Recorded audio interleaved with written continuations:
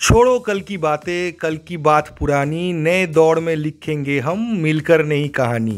हम लोग মোহনবাগানি। তো যেমনটা বললাম, যা হয়ে গেছে, ম্যাচ ভুলে যেতে হবে। গোয়া ম্যাচ এখন অতীত, আমাদের কনসেন্ট্রেট করতে হবে নেক্সট ম্যাচ পাঞ্জাব ম্যাচের দিকে। কিন্তু দুঃখের বিষয় হচ্ছে পাঞ্জাব ম্যাচের আগে চাপের মধ্যে রয়েছে মোহনবাগান। দিমিত্রি এবং গ্রেগ স্টুয়ার্ট দুজনের খেলা নিয়েই একটা বড় অনিশ্চয়তা দেখা যাচ্ছে। দুজনের মধ্যে কেউই পুরোপুরি কিন্তু প্র্যাকটিস করতে পারছে না। দিমিত্রির এখনও রিপোর্ট আসেনি, এমআরআইয়ের রিপোর্টটা এলে বোঝা যাবে যে দিমিত্রি কতদিনের জন্য খেলতে পারবে না, কিন্তু দিমিত্রির এখনও চোটের জায়গায় ব্যথা রয়েছে, যার ফলে দিমিত্রি কিন্তু ফুল প্র্যাকটিস বা প্রপার প্র্যাকটিস কোনোটাই করতে পারছে না। আর গ্রেগ স্টুয়ার্ট চোট থেকে আস্তে আস্তে সেরে উঠছে, সেও রিহ্যাব করছে, সেও পুরোপুরি প্র্যাকটিস করতে পারছে না, সেও আস্তে আস্তে রিহ্যাব করে তার চোটটা সারানোর চেষ্টা করছে। এই সিচুয়েশনে দাঁড়িয়ে আছে মোহনবাগানের দুজন মেন বলতে পারেন মিডফিল্ডের প্লেয়ার।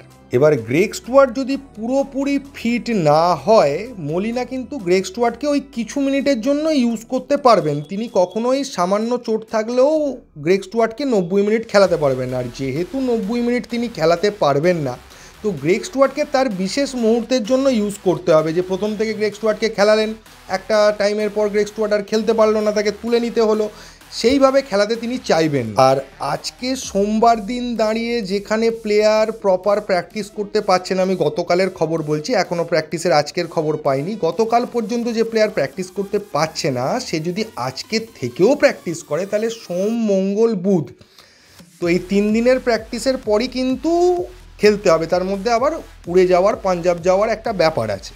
তো এটা থেকে ক্লিয়ারলি বোঝা যাচ্ছে যে কোনোভাবেই 90 মিনিট ধরে খেলার মতো অবস্থায় গ্রেগ স্টুয়ার্ট আছে বলে অন্তত আমার ব্যক্তিগতভাবে মনে হচ্ছে না। তো সেক্ষেত্রে মলিনা কি করতে পারে? মলিনা যেটা করতে পারে সেটা হচ্ছে আপুইয়া, থাপা এবং সাহাল তিনজনকে একসঙ্গে মিডফিল্ডে খেলিয়ে দিতে পারে, পুরোপুরি ইন্ডিয়ান মিডফিল্ড, আর সামনে একমাত্র জেমি ম্যাকলারেন বা জেসন কামিন্সকে ইউজ করা। তো সেক্ষেত্রে জেসন কামিন্সকে ইউজ করাটা অনেক বেটার হবে, কারণ জেসন কামিন্স নিচে নেমে এসে বল কালেক্ট করে এগিয়ে নিয়ে যাওয়ার চেষ্টা করে, সেক্ষেত্রে সাহাল কিছুটা সাহায্য করতে পারে। কিন্তু সেক্ষেত্রে 3 বিদেশিতে খেলতে হবে, 4 জন বিদেশি ইউজ করা যাবে না। আর 4 জন বিদেশি ইউজ করতে গেলে সেক্ষেত্রে জেমি ম্যাকলারেনকে টপে রাখতে হবে, মানে আপনার স্ট্রাইকারের জায়গায়, এবং জেসন কামিন্সকে পুরোপুরি দিমিত্রি পেট্রাটসের জায়গাটায় খেলতে হবে যেভাবে দিমিত্রি খেলছিল। যেহেতু দিমিত্রি গ্রেগ স্টুয়ার্টের মতো সারা মানে পুরো মিডফিল্ডটাকে কন্ট্রোল করছিল না, তাই জেসন কামিন্স খেললে দিমিত্রির জায়গায় একটু প্রবলেম হবে ঠিকই, কিন্তু খুব বেশি প্রবলেম হবে বলে আমার মনে হয় না। তবে সাহাল, থাপা এবং 3 জন বিদেশি দিয়ে ট্রাই করাটা আমার মনে হচ্ছে বেটার হবে। তার কারণ হচ্ছে সেক্ষেত্রে প্রপার প্লেয়ার প্রপার জায়গায় খেলছে, কামিন্সকে ওই রকম মেকশিফট মিডফিল্ডে এসে বা সিএম খেলতে হচ্ছে না। এবার মুশকিলের জায়গা হচ্ছে পাঞ্জাব ম্যাচটা অ্যাকচুয়ালি আমাদের অ্যাওয়ে ম্যাচ। পাঞ্জাবও লাস্ট ম্যাচ হেরেছে, মোহনবাগানও লাস্ট ম্যাচ হেরেছে, দুজনেই চেষ্টা করবে জেতার, ফলে একটা হাড্ডাহাড্ডি ম্যাচ হওয়ার সম্ভাবনা রয়েছে। এবং পাঞ্জাব এফসি যথেষ্ট ভালো টিম, আর মোহনবাগানের যদি গ্রেগ স্টুয়ার্ট, দিমিত্রি পেট্রাটস দুজনেই না থাকে, তাহলে মোহনবাগান পেছন থেকেই শুরু করবে এই ম্যাচটা, এটা বলতে কোনো অসুবিধে নেই। কারণ সমস্যাটা যে জায়গায় আগের ম্যাচেও ছিল, সেই মিডফিল্ডেরই প্লেয়ার অনুপস্থিত।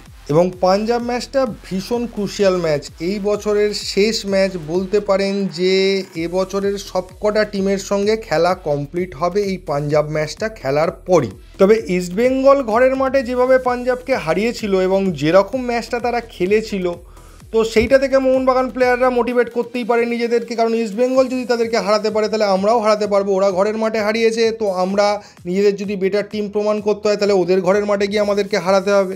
তবে মলিনার যেটা স্পেশালিটি, মলিনা কিন্তু সাহসী সিদ্ধান্ত খুব ভালো নিতে পারেন, যেটা আমরা এতদিন দেখে বুঝেছি।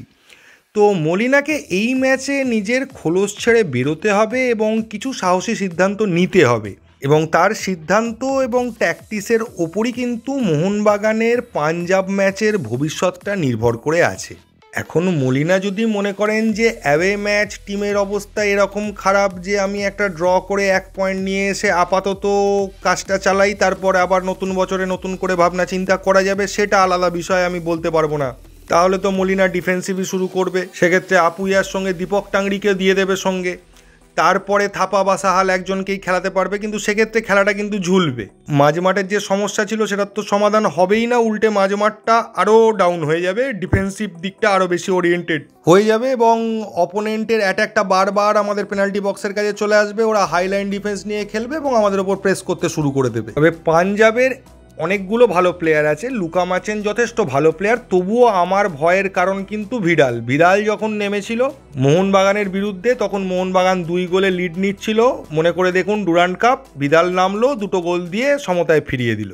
এবং ভিদাল একটা গোল করেছিল লাস্ট ম্যাচে, আমি যা দেখলাম গোলটা অসাধারণ। রেজাল্ট যাই হোক না কেন, গোলটা অসাধারণ। ওই ন্যারো অ্যাঙ্গেল থেকে ভেতরে ঢোকানো, এটা খুব কম বিদেশি পারে আমাদের দেশে খেলে যাওয়া। প্লেয়ারটার ফার্স্ট বছর, তাই হয়তো এখনও সেইভাবে সেট হতে পারেনি, কিন্তু এই প্লেয়ারটা যদি দাঁড়িয়ে যায় ভারতের মাটিতে, তাহলে এই প্লেয়ারটা কিন্তু মারাত্মক লেভেলে পৌঁছে যেতে পারে। ও এখন পাঞ্জাব এফসিতে খেলছে ঠিকই, কিন্তু ও যদি মোহনবাগানের মতো কোনো টিমে খেলে বা বেঙ্গালুরুর মতো কোনো টিমে খেলে, ও কিন্তু আরও বেশি ফুল ফোটাতে শুরু করে দেবে। তো পাঞ্জাব ম্যাচটা এমনিই চাপের ছিল। আপনারা অনেকে কমেন্ট করে বলেছিলেন যে পাঞ্জাব ম্যাচটা one of the tough match হতে চলেছে, কিন্তু যদি এই যে সিচুয়েশন সেটাই যদি বজায় থাকে, দিমিত্রি আর গ্রেগ না খেলে, তাহলে সেটা আরও কঠিন হতে চলেছে। তো এটাই মোহনবাগান প্লেয়ার এবং মলিনার কাছে একটা চ্যালেঞ্জ সামনে দাঁড়িয়ে আছে এবং চ্যালেঞ্জটা টাফ হতে চলেছে।